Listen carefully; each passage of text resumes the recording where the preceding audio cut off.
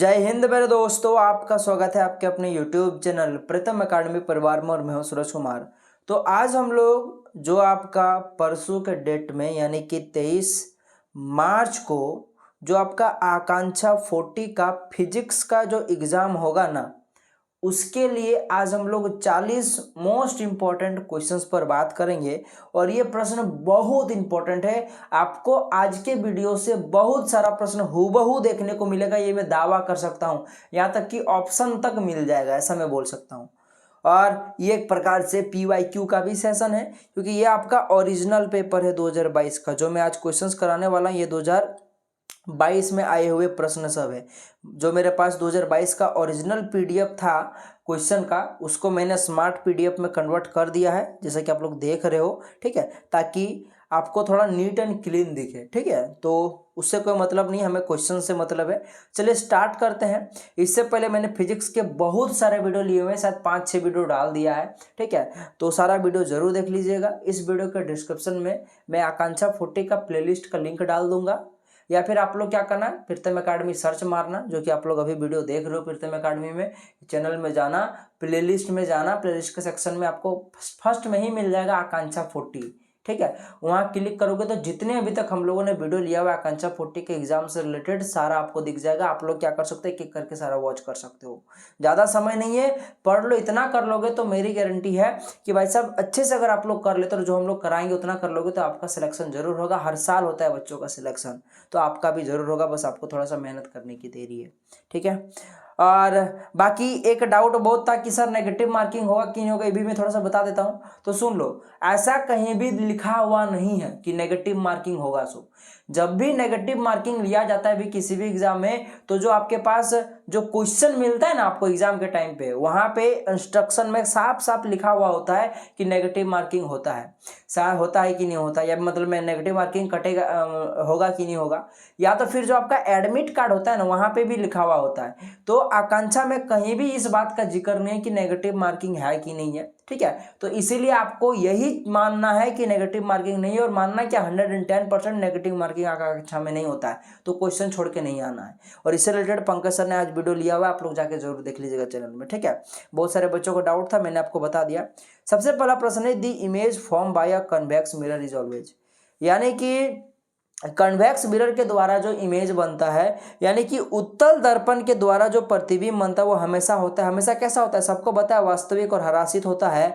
यानी कि आपका रियल एंड डिमिनिश्ड बनेगा, यानी कि वास्तविक बनेगा और छोटा बनेगा।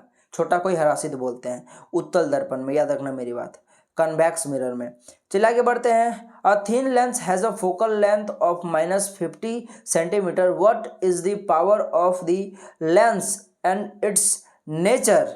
आपको सबसे पहली बात, एक पतला लेंस की फोकस दूरी आपको दे दिया गया है -50 सेंटीमीटर। उस लेंस की क्षमता यानी कि आपको P पूछा है, और साथ ही साथ प्रकृति बताना है कि वो उत्तल लेंस है क्या अवतल लेंस आपको बताना है। ठीक है, कन्वेक्स मिरर है कि सॉरी, यहाँ पे दर्पण नहीं होगा, ये लेंस होगा, क्योंकि जो क्षमता होता है वो बेसिकली लेंस के लिए होता है, ना ही मिरर के लिए। तो वो कन्वेक्स लेंस है कि कनकेव लेंस है आपको बताना है। ठीक है, चीजें समझ गए आप लोग।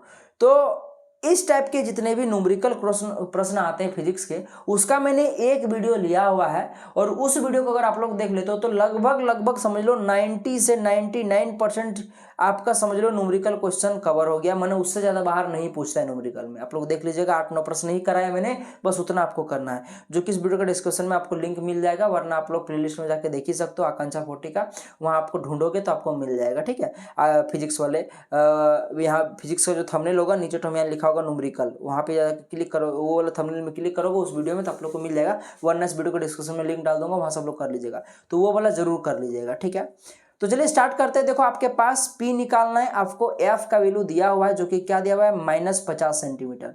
चूंकि F जो होता है वो मीटर में होता है, इसलिए इसको 100 से पहले भागा दो ताकि ये मीटर में कन्वर्ट हो जाए। तो देखा जाए तो आपके पास 50 दूना 100 होता है, यानी कि F का वैल्यू निकल कर आया -1/2। ठीक है, और P का जो फॉर्मूला होता है दोस्तों वो 1/f होता है। तो ये P का P हो गया अपॉन में 1/f, या मतलब F का जो वैल्यू है वो -1/2 है। अब -1/2 ऊपर जाएगा तो ये पलट जाएगा, यानी कि ये हो जाएगा P बराबर हो जाएगा 2/1 यानी कि 2 हो जाएगा, यानी कि -2 निकल गया। और लेंस की क्षमता का जो मात्रक होता है वो डायोप्टर होता है, जिसको डी से दिखाते हैं, या फिर मीटर इनवर्स भी आप लोग बोल सकते हो। तो ऑप्शन में जो भी आपको दिखे उसके हिसाब से मारिएगा आप लोग। तो देखा जाए तो आपके पास यहाँ पे बेसिकली 2 तो यहाँ सभी जगह पे दिख रहा है, पर सर आंसर कौन वाला हो जाएगा? -2 वाला। तो माइनस वाला कहाँ कहाँ पे? बस इस 2 जगह पे है, बाकी तो आपका होगा ही नहीं। ठीक है, तो देख लो यहाँ पे आपके पास कौन सा करेक्ट होगा, समझना। आपको चूंकि यहाँ पे फोकस दूरी जो है वो माइनस में दिया हुआ है, तो जाहिर सी बात है लेंस की क्षमता भी माइनस में आएगी, जो कि आप लोगों ने देखा -2D आया है।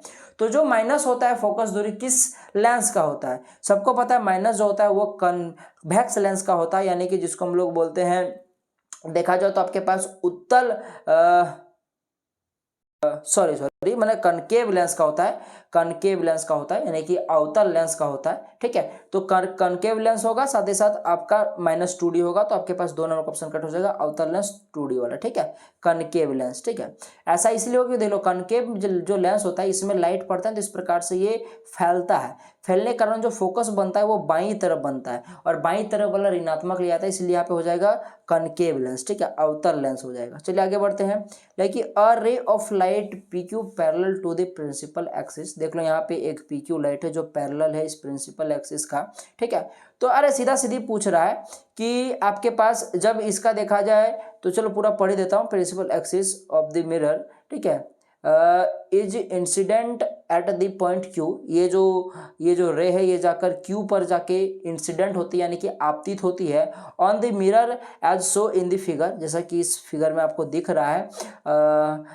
द रे after suffering reflection from the mirror passing through the point, यानी कि ये जो आपके पास रे जा रहा है जो कि Q पॉइंट में टकरा रहा है, और ये जो रे जा रहा है ये प्रिंसिपल एक्सिस का समांतर जा रहा है, तो ये रिफ्लेक्शन के बाद ये किस प्रकार से बिहेव करेगा, ये कहाँ से गुजरेगा, तो ये आपको पता होगा। जब भी मुख्य अक्ष के समांतर किरण जाती है तो वो हमेशा फोकस होकर गुजरती है, तो आपके पास F इसका सही आंसर हो जाएगा, दोनों का ऑप्शन करेक्ट हो जाएगा। तो वही चीज़ यहाँ पे लिखा होगा, यही चीज़ लिखा हुआ यहाँ पे आप लोग पढ़िएगा हिंदी में। मैंने इंग्लिश में इमेज पे ज़्यादा ध्यान इसलिए दे रहा हूँ क्योंकि हिंदी में थोड़ा मोड़ा क्वेश्चन गलती हो सकता है, पर इंग्लिश में गलती नहीं करता है। ठीक है, तो ये क्या होगा, जब भी जो आपके पास मुख्य अक्ष के समांतर प्रिंसिपल एक्सिस के समांतर कोई किरण आएगी तो वो हमेशा परावर्तन के पश्चात, या अगर लेंस रहा तो अपवर्तन के पश्चात, हमेशा जो मुख्य फोकस है, जो आपके पास प्रिंसिपल फोकस बोल के बोलता है, या फिर फोकल लेंथ बोलता है, या फोकस बोलता है, जो भी लिखा हो वहीं से होकर गुजरेगा, याद रखना मेरी बात। तो ये सही आंसर हो गया। चल आगे बढ़ते हैं। If the incident ray of the light passes through the principal focus. अब देखो इसका बस उल्टा क्वेश्चन पूछा। इससे पहले क्या था कि प्रिंसिपल एक्सिस के समांतर जा रहा था और रिफ्लेक्शन के बाद वो फोकस से होकर गुजर रहा था, पर अब क्या हो रहा है कि लाइट जो है वो डायरेक्टली फोकस से होकर आ रहा है। तो और कौन सा दर्पण में आ रहा है, देख सकते हो कनकेव मिरर में आ रहा है, यानी कि अवतल दर्पण में आ रहा है, as so in the diagram, जैसे कि आप लोग डायग्राम में देख रहे हो। तो रिफ्लेक्शन रे विल, तो जो आपके पास परावर्तित किरण होगी वो कैसी होगी, तो याद रखना, जैसा कि अभी मैंने बोला कि जब मुख्य अक्ष के समांतर आती है तो फोकस से होकर गुजरती है, तो इसका उल्टा भी सही है। अगर मुख्य फोकस से होकर आए तो वो मुख्य अक्ष के समांतर चली जाएगी, यानी कि रिफ्लेक्शन के बाद देखा जाए तो वो पैरेलल टू दी होगी प्रिंसिपल एक्सिस, मुख्य अक्ष के समांतर होगी। तो कहाँ पे दिख रहा है, be parallel to the principal axis, 3 number का ऑप्शन आपके पास करेक्ट हो जाएगा। क्या हो जाएगा, मुख्य अक्ष के समांतर होकर वो जाएगी जब भी वो फोकस से होकर गुजरेगी। ठीक है, तो ये दोनों कंडीशन याद रखिएगा, बहुत इंपॉर्टेंट है। Like inside water an air bubble behave always like, यानी कि जल में हवा का जो बुदबुद हमेशा जो होता है वो डैश जैसा होता है, वो किसके जैसा होता है, तो वो हमेशा याद रखना वो एक कनकेव लेंस जैसा होता है। कनकेव लेंस मतलब अवतल लेंस के जैसा होता है। ठीक है, चलिए आगे बढ़ते हैं। A man can not see object distinctly, मतलब साफ साफ होता है इसका मतलब, at the distance greater than 3 metre is suffering from, यानी कोई मान लो कोई मैन है, कोई एक मनुष्य, कोई एक आदमी है जो ऑब्जेक्ट को 3 मीटर से अधिक दूरी वाले ऑब्जेक्ट को अच्छे से देख नहीं पाता, 3 मीटर तक देख पाता पर उससे दूर वाली चीज़ों को देख नहीं पाता है, तो वो किस देखा जाए तो डिजीज से सफरिंग कर रहा है, वो किस बीमारी से वो ग्रसित है आपको बताना है। ठीक है, तो देखो 3 मीटर से, यहाँ मान लो आंख है, ये आपका आंख है, मान लो आपका नहीं है, ठीक है, भगवान करे आपको कभी ना हो, ठीक है, और यहाँ 3 मीटर दूरी पर कोई वस्तु है, इससे सामने यहाँ तक कि इसके जो 3 मीटर तक का दायरा में जो आता है, इन सबको साफ साफ देख पा रहा है, पर इससे जैसे दूर जा रहे हो देख नहीं पा रहा है, अच्छे से साफ साफ नहीं देख पा रहा है, ठीक है। तो यानी क्या हो रहा है कि दूर की वस्तु को साफ साफ नहीं देख पा रहा है, पर सामने की वस्तु को साफ साफ देख पा रहा है। तो ऐसा कौन सा दोष होता है? तो इसी को तो हम लोग बोलते हैं मायोपिया, निकट दृष्टि दोष, जिसको नियर साइटनेस भी बोला जाता है या फिर शॉर्टर साइटनेस भी बोला जाता है, ठीक है। तो इससे ये सफरिंग कर रहा है, क्योंकि इसमें क्या होता है कि निकट दृष्टि दोष में, मायोपिया में क्या होता है कि निकट की वस्तु को, नियर की वस्तु को तो साफ साफ देख पाएगा, ठीक है ना, परंतु दूर की जो वस्तु उसको देख नहीं पाएगा। और यहाँ पे वही हो रहा है, 3 मीटर से अधिक जो होगा उसको देख नहीं पा रहा है, लेकिन 3 मीटर से पहले को देख पा रहा है, यानी कि सामने की वस्तु को साफ साफ देख पा रहा है, पर दूर की वस्तु को देख नहीं पा रहा है, इसीलिए वो मायोपिया से सफरिंग कर रहा है, ठीक है। तो 2 नंबर का ऑप्शन करेक्ट हो जाएगा, निकट दृष्टि दोष करेक्ट हो जाएगा, ठीक है। चलिए आगे बढ़ते हैं नेक्स्ट प्रश्न की ओर। देखा कि the sensation of vision in the retina is carries to the brain by, यानी कि रेटिना में जो आपके पास दृष्टि की जो संवेदना होती है, यानी कि देखने का जो संवेदना है, उसको मस्तिष्क तक कौन पहुंचाने का काम करती है? तो याद रखिएगा, ऑप्टिक नर्व के द्वारा ये काम किया जाता है। ऑप्टिक नर्व का मतलब होता है दृग तंत्रिका तंत्र द्वारा, ठीक है ना, तंत्रिका द्वारा या तंत्रिका तंत्र, दृग तंत्रिका द्वारा, याद रखना मेरी बात। इस प्रकार से जो आंख होता है, ये पीछे में जो यहाँ पे इस प्रकार से होता है ना, वही वाला होता है दृग तंत्रिका। उसके द्वारा क्या होता है कि आंख जो भी चीजें को देखता है, ऑब्जॉर्व करता है, उस संवेदना को क्या करता है, मस्तिष्क तक पहुंचाता है। कौन? ऑप्टिकल नर्व के द्वारा, ठीक है। चलिए आगे बढ़ते हैं। दी becomes of light, one red and the other blue fall on the same spot on a white screen, यानी कि कोई एक सफेद पर्दा में कोई एक बिंदु पर रेड लाइट और ब्लू लाइट दोनों को एक ही साथ मारा जाता है, फिर गिराया जाता है। तो दी कलर, जो वहाँ पे स्क्रीन में जो कलर दिखेगा वह किस प्रकार का कलर अपीयर होगा, किस प्रकार का कलर दिखेगा, आपको बताना है। तो याद रखना, कभी भी अगर आप लोग रेड और ब्लू को मिलाओगे तो वो हमेशा मैजेंडा बनता है, इसलिए जो व्हाइट स्क्रीन पर दिखेगा वो मैजेंडा दिखेगा। तो 1 नंबर का ऑप्शन करेक्ट हो जाएगा, ठीक है। तो वही चीज यहाँ पे लिखा है कि एक लाल तथा दूसरा नीला प्रकाश का किरण पुंज श्वेत स्क्रीन पर एक ही बिंदु पर पड़ता है तो स्क्रीन पर पड़ने वाला रंग दिखाई देगा। कैसा दिखाई देगा? वो मैजेंडा दिखाई देगा, ठीक है ना, याद रखना मेरी बात, मैजेंडा कलर का दिखाई देगा। चलिए आगे बढ़ते हैं next question. Student traces the path of the ray of light passing through a rectangular glass slab as below, जैसा कि आप लोग देख सकते हो, एक कोई स्टूडेंट है जो इस प्रकार से जब रे किसी ग्लास स्लैब में, जब रेक्टेंगुलर ग्लास स्लैब में जब वो अपवर्तित हो रही है, तब उसके पाथ को वो नोट कर रहा है, उसके पाथ को देखा जाए तो वो ट्रैक कर रहा है, ठीक है ना। तो जैसा कि आप लोग फिगर में देख सकते हो, ठीक है, for measuring the angle of incident, यानी कि अपवर्तन जो कोण हो उसको मेजर करने के लिए he must position of protractor in the manner show in the figure, यानी कि जो आपके पास यहाँ देखा जाए तो जो चांद का स्थिति वो लगाएगा, वो किस प्रकार से लगाएगा कि वो आपका जो आपतन कोण है उसको वो नाप पाए, ठीक है ना। तो याद रखिएगा, इस प्रकार से उसको लगाना पड़ेगा। पूछो का है कि देखो मैं इसको जूम करके दिखा रहा हूँ, क्योंकि देख लो ये ग्लास का स्लैब है, ठीक है, देखो ये चीज़ समझ में आ गई आपके पास। ये आपका नॉर्मल हो जाएगा, ये आपका विलंब हो जाएगा, यहाँ से आपतित किरण हो रही है और यहाँ से ये घुस जा रही है, परावर्तित किरण हो गई।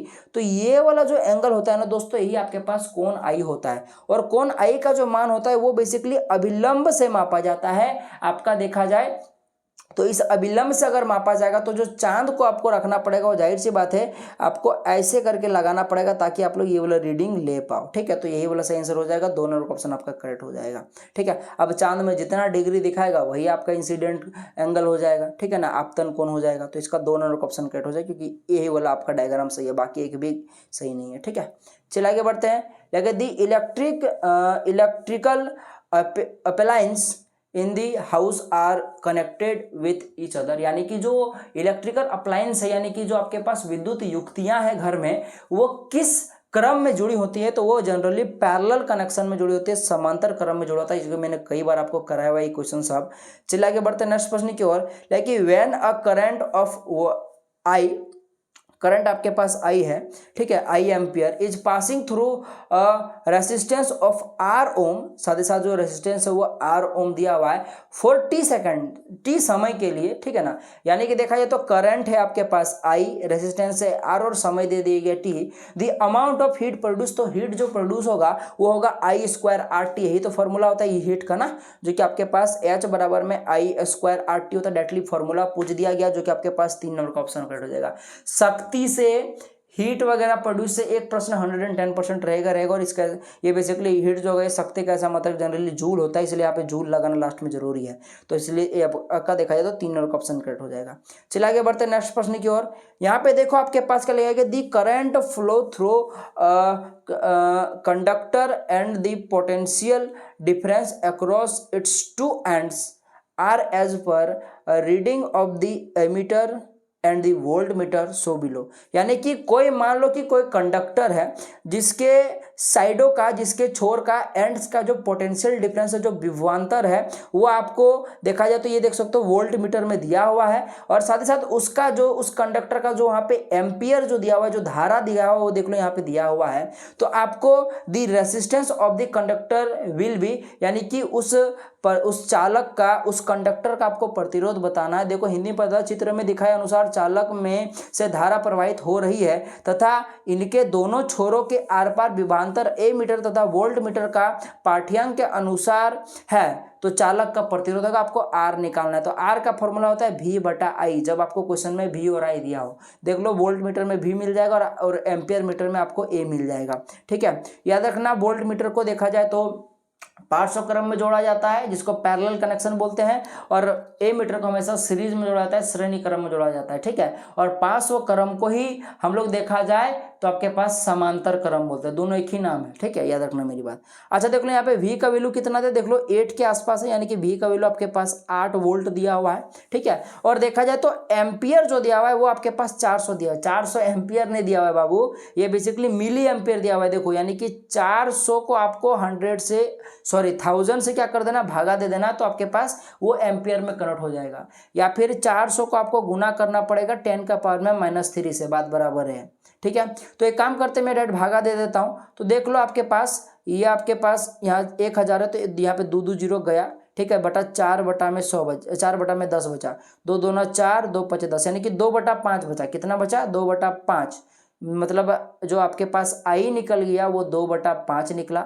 भी का वैल्यू आपके पास 8 दिया हुआ है, तो आर का मान क्या होगा, आर बराबर में भी बटा आई होता है कि नहीं होता है, होता है, ठीक है। अब बस इसको वैल्यू पुट कर दो, आप लोग चाहो तो मैं इस 2 बटा 5 को भी काट दूं, वरना रहने तो कोई दिक्कत नहीं। तो भी का वैल्यू 8 है, बटा में यहाँ हो जाएगा आई का मान, जो कि क्या आपके पास 2 बटा 5। अब 2 बटा 5 को ऊपर लेके जाओगे तो ये पलट जाएगा, 5 बटा 2 हो जाएगा, यानी कि हो जाएगा आपके पास 8 गुना में 5 बटा 2।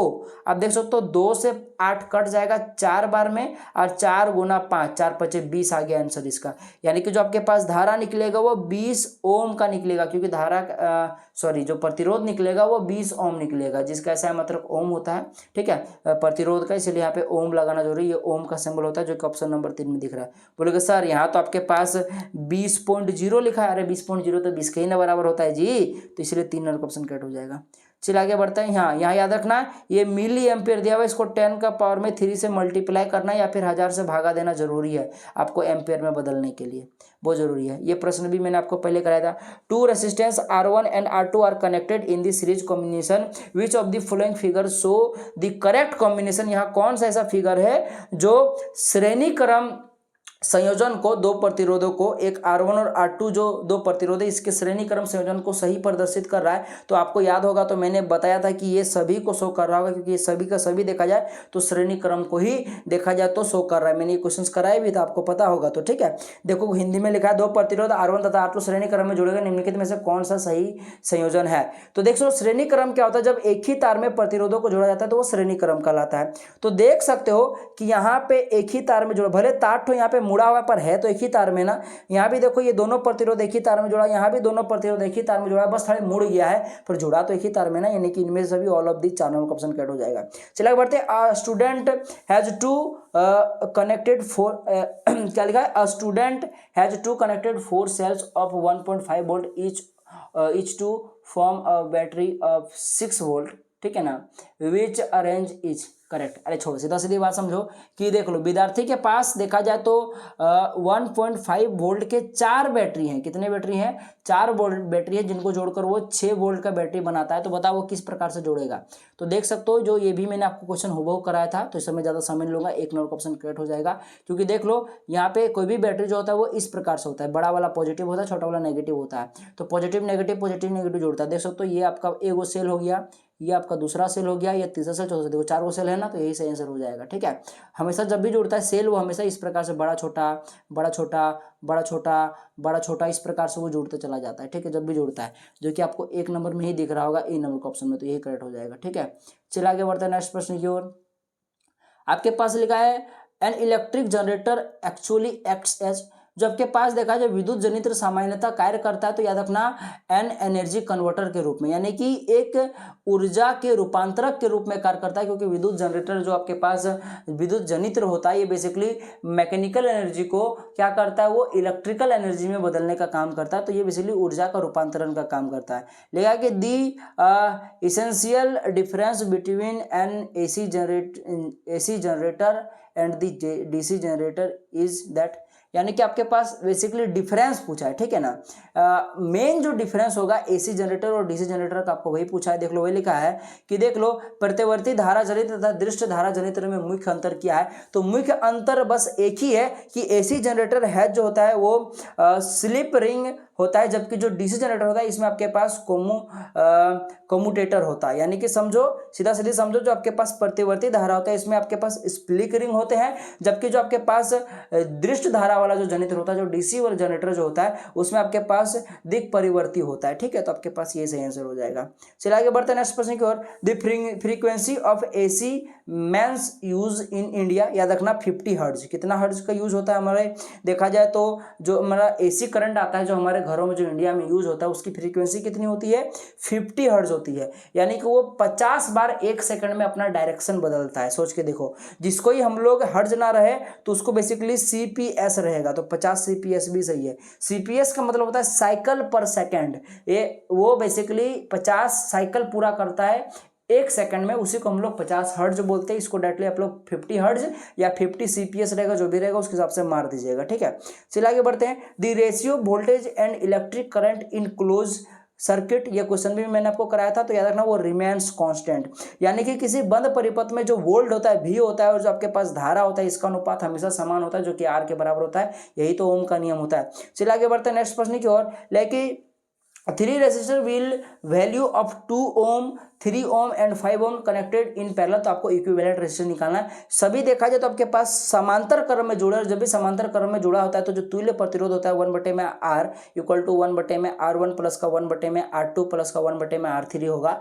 ठीक है, 3 प्रतिरोध इसलिए R3 तक रखेंगे। चलो वैल्यू पुट करते हैं। 1/में R1 का वैल्यू 2 है, 1/में 3 और 1/में 5। बस R1 का वैल्यू 2 और R1 का वैल्यू 2, R2 का वैल्यू 3 और R3 का वैल्यू आपको 5 लेना है। बस देख लो, आपको यहाँ पे एलसीएम ले लो। चलो मैं इसको साफ साफ लिख देता हूँ। 1/2, 1/में 3 और 1/में 5। एलसीएम देखोगे तो आपके पास 5 3 15, 15 30 आ गया। यहाँ हो गया 15, यहाँ हो गया आपके पास 10 और यहाँ हो गया आपके पास 5 6 का 30, 6 हो गया। ठीक है, 5 6 21, यानी कि आपके पास हो गया 31/30। अब बच्चा फटाक से मार देगा 31/30, 1 नंबर का ऑप्शन में आ गया। बाबू गलत हो गया, क्योंकि ये बेसिकली आपका 1/R का वैल्यू आया है 31/30, यानी प्रतिरोध का रेसिप्रोकल का वैल्यू आया। आपको प्रतिरोध निकालना है तो इसको बदलना पड़ेगा, क्योंकि आपको आर निकालने बोला है, 1/R नहीं, तो इसको पलटोगे तो ये भी पलट जाएगा ना। यानी कि आपका जो फाइनल आंसर आ जाएगा वो 31/30 नहीं 30/31 ओम आएगा, जो कि ऑप्शन नंबर 2 में दिख रहा है। चलिए आगे बढ़ते हैं नेक्स्ट प्रश्न की ओर। The rate of flow of electric charge is known as electric current, याद रखना विद्युत आवेश की प्रवाह की दर को क्या कहते हैं, विद्युत धारा कहते हैं। चलिए आगे बढ़ते हैं नेक्स्ट प्रश्न की ओर। In concave mirror the size of the image depends upon, यानी कि एक अवतल दर्पण में जो प्रतिबिंब का आकार होता है वो निर्भर करता है, याद रखना, आपके पास पोजीशन ऑफ ऑब्जेक्ट पर, यानी कि जो आप लोगों ने वस्तु को कहाँ पर रखा है, कि फोकस पर रखा है या फोकस तथा आपके पास सी के बीच में रखा है या सी से परे रखा है, या आप लोग पी और ओ के बीच में, पी और एफ के बीच में रख रहे हो, कहाँ रख रहे हो, उसके हिसाब से आपका प्रतिबिंब बनता है, समझ में ना, आपको उसके हिसाब से इमेज फॉर्म होता है।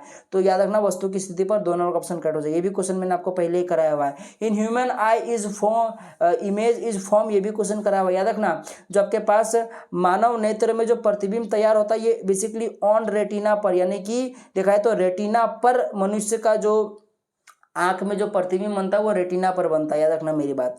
चलिए आगे बढ़ते हैं नेक्स्ट प्रश्न की ओर। In compound microscope as compare to eyepiece object lens has a small focal length, मैंने ये भी क्वेश्चन कराया हुआ है। नेत्रिका की तुलना में जो यौगिक सूक्ष्मदर्शी में अभिनेत्र लेंस होता है इसकी जो फोकस दूरी होती है वो छोटी होती है, याद रखना मेरी बात। चलिए आगे बढ़ते हैं।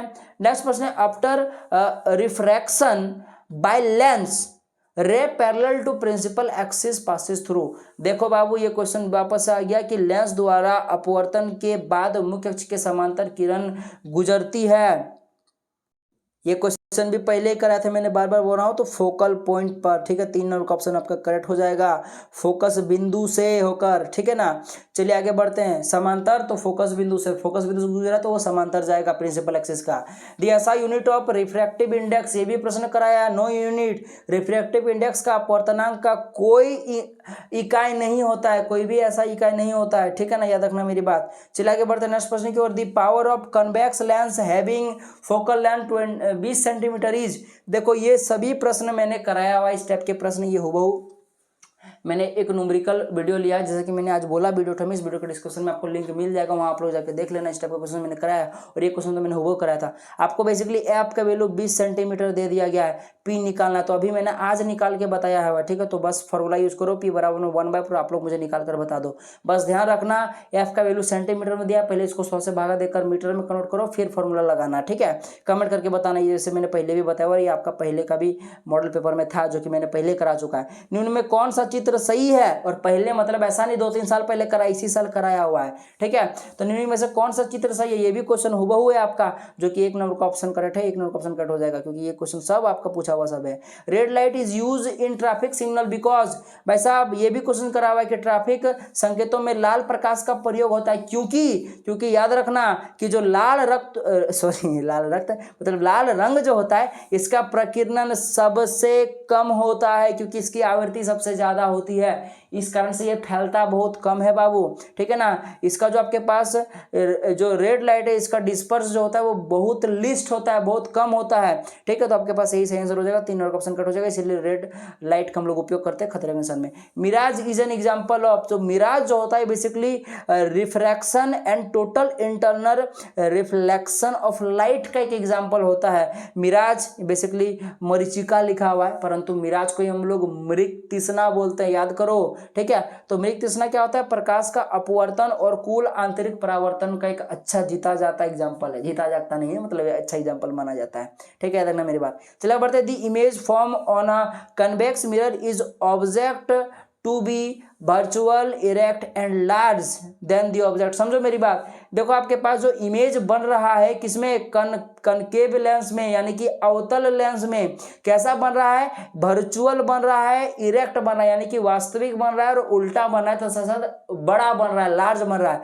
कब, जब आपका ऑब्जेक्ट कहां पर होगा, सबको पता है जो ऑब्जेक्ट होगा वो basically between the pole and mirror का जो आपके पास जो आपके प्रिंसिपल एक्सिस का जो फोकल होगा उसके बीच में होगा, यानी कि लेंस जो होगा आपके पास कॉनकेव जो लेंस होगा इसका जो पी होगा यहाँ पे और जो एफ होगा इसके बीच में, अगर मान लो अगर आप लोग बीम को रखते हो यानी कि ऑब्जेक्ट को रखते हो, तो जो आपका प्रतिबिंब बनेगा, जो इमेज बनेगा वो आपका वास्तविक बनेगा, साथ ही साथ सीधा बनेगा, साथ ही साथ देखा है तो बड़ा आकार का बनेगा। तो यही सही आंसर हो जाएगा, ठीक है।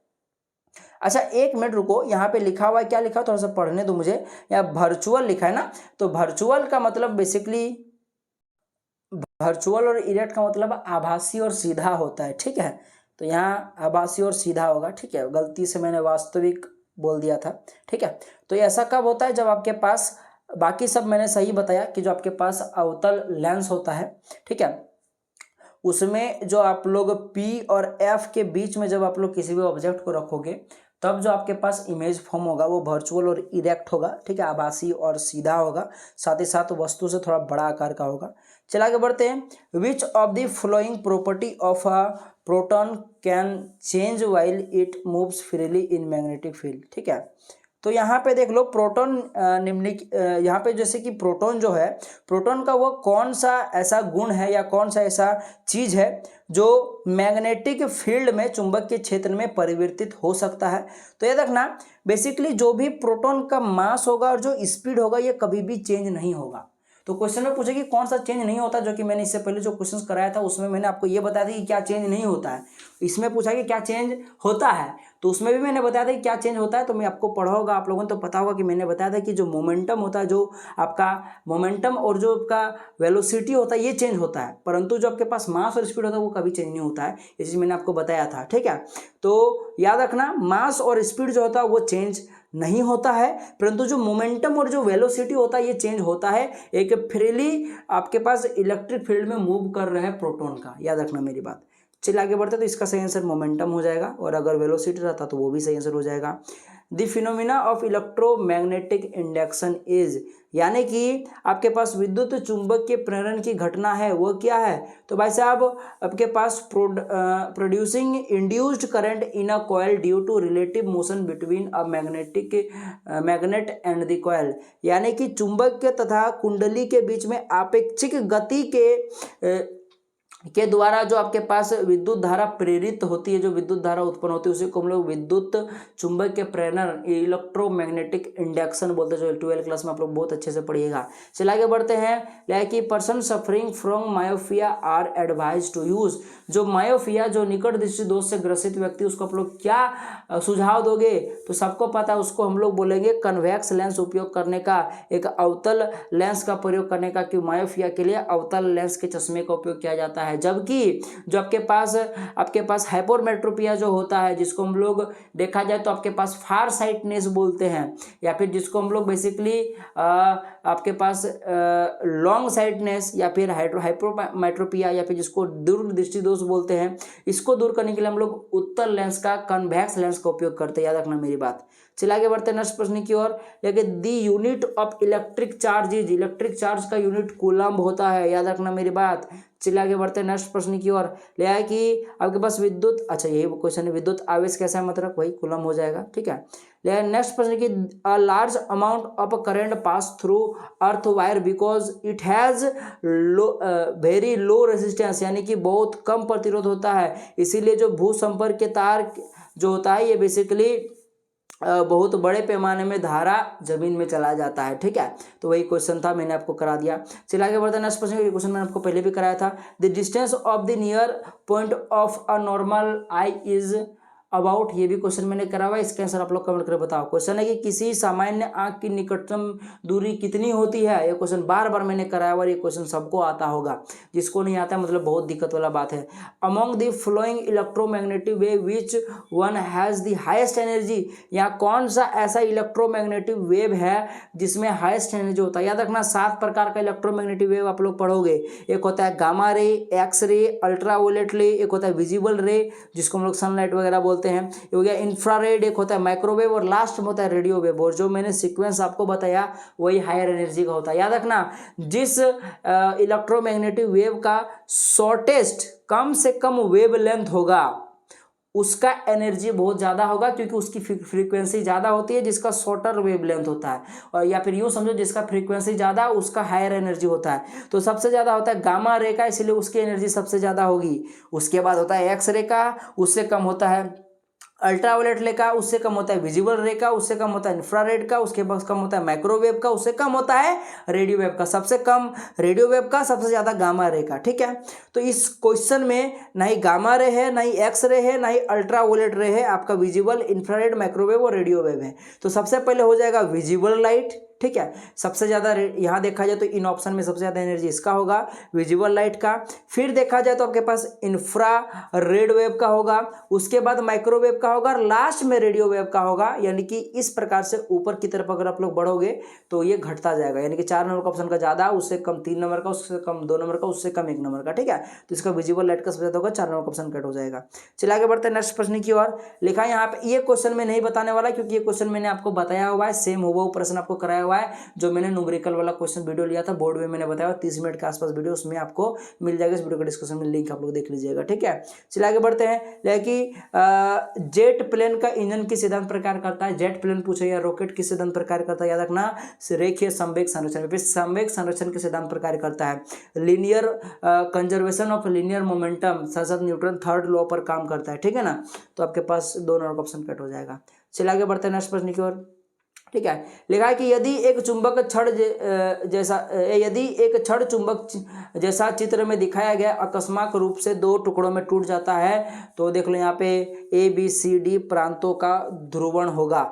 देख लो ये इस प्रकार से बीच में टूट जाता है, तो देख लो इस प्रकार से 2 भागों में टूट गया है, ठीक है। तो ये ABCD का आपके पास क्या क्या होगा, तो याद रखना जो आपके पास A पॉइंट है और जो आपके पास C पॉइंट है ये नॉर्थ पोल हो जाएगा, B और जो D हो जाएगा साउथ पोल हो जाएगा, यानी कि B नंबर ऑप्शन कट हो जाएगा। और ये था आपका पूरा 40 का 40 प्रश्न। मुझे पता था वीडियो लंबा बनेगा क्योंकि 40 प्रश्न बताया हुआ है और मैंने बहुत शिद्दत से बहुत अच्छे से समझाने का आपको कोशिश किया हुआ है। तो वीडियो पसंद आए तो लाइक जरूर कीजिएगा, अपने दोस्तों तक जरूर शेयर कीजिएगा, ठीक है। साथ ही साथ अगर चैनल पर नए हैं तो सब्सक्राइब जरूर कीजिएगा इसी प्रकार से कंटेंट पाने के लिए। और जो बच्चे पॉलिटेक्निक का तैयारी करने वाले टेंशन मत लो, अच्छे से पॉलिटेक्निक का भी क्लास चलेगा आपका, ठीक है। तो जैसे ही आपका इसका एग्जाम कंप्लीट होता है 23 तारीख के बाद से आपका पॉलिटेक्निक, ऐसे वीडियो मैंने लिया हुआ है कुछ वीडियो, पर उसके बाद से प्रॉपर पॉलिटेक्निक का वीडियो आना शुरू हो जाएगा, ठीक है। तो मिलते हैं अगले वीडियो में, तो तब तक के लिए जय हिंद, जय भारत और आपका दिन शुभ हो।